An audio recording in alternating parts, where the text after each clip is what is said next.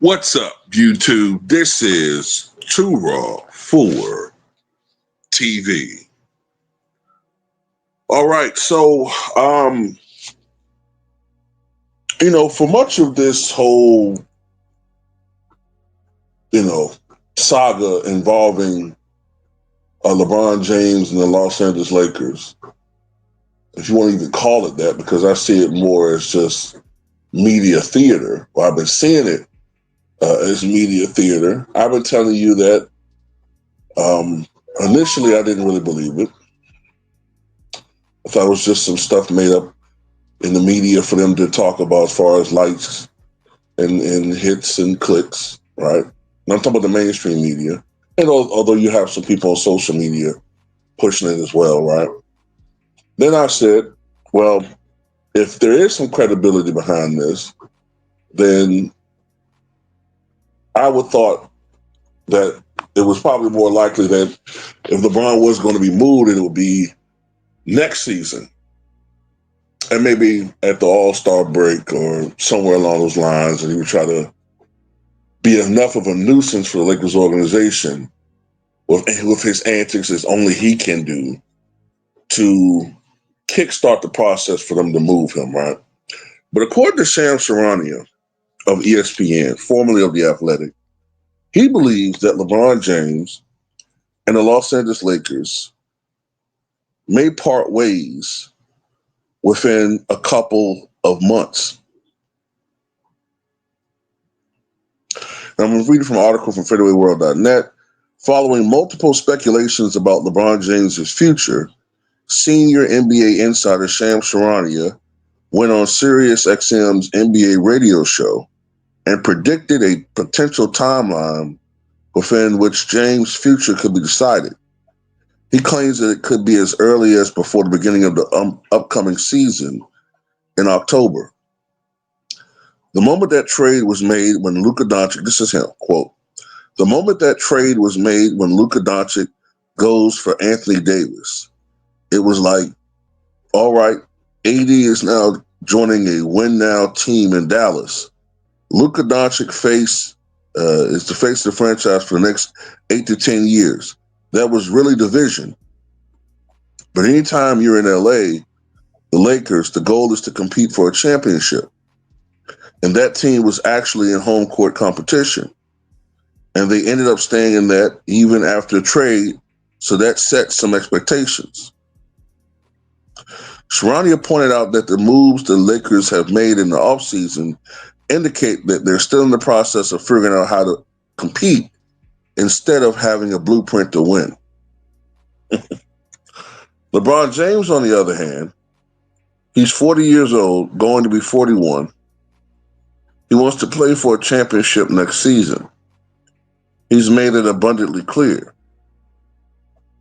His agent, Rich Paul, told me that very directly. He wants a realistic chance to compete for a championship. And so no matter that he has 1 year left, 2 years left, or 3 years left, he wants to be in that mode. He feels clearly that the Lakers are in a more futuristic mindset. Where does that go? If one side says, I want to compete for a championship, and the other side says wants to compete for the future, where does that meet on the road that we see? And I think that situation will play out over the next 2 months. I think some hard conversations will eventually need to be made here. I'm trying to figure something out here. Number one, the obvious. If Rich Paul communicating about LeBron James and through LeBron James communicating through Rich Paul via vis-a-vis the media that he's that determined to win another championship, why then go out on your podcast or in the media, talking about LeBron, and then talk about and complain about ring culture? Doesn't make any sense. Sounds like somebody's trying to have it both ways. Oh, but that's what LeBron James does. He always wants to have it both ways, never wants to take accountability for anything, always wants to have an out. Look, this isn't tough to figure out here. LeBron James has always wanted to have his cake and eat it too. LeBron James has always wanted to have both sides of the bread, of his bread, buttered. I mean, that's just that's how he always has been. I don't know how delusional you can be to think that you're in your 40s and a team is supposed to still make you the focal point of the team. Like, at some point, reality I thought would have to set in for this guy. I've never, ever, ever witnessed someone. This is the danger of having a media that has been locking step in your pocket for the most part, the past 25 years, without having people talk to you in your circle or in your sport in a real constructive manner as far as how this thing works. Even with the best stars, the greatest players, if they play longer than, past their peak years, there's going to be a transitionary period where the team focuses their team amongst either another star or they rebuild for another era, hopefully of being competitive. What makes you think you're so fucking special? There's nothing special about you.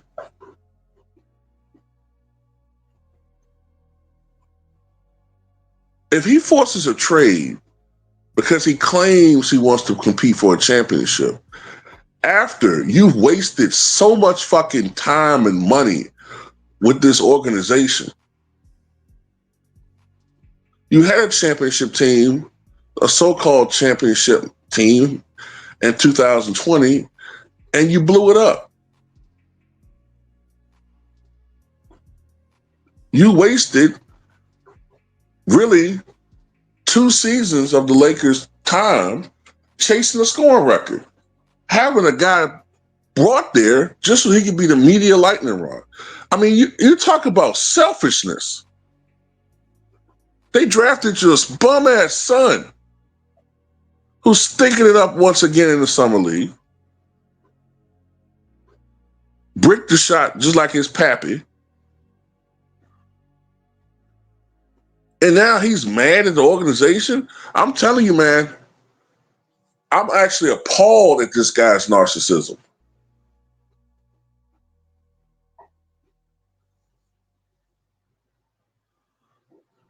If this is real, if he really wants to force a trade, if he and Austin Reeves don't want to play with Luka, well, go ahead. Go somewhere else. Force a trade. Prove to everybody how me and everybody else is right about you. You're a self-centered asshole. Go ahead and prove it.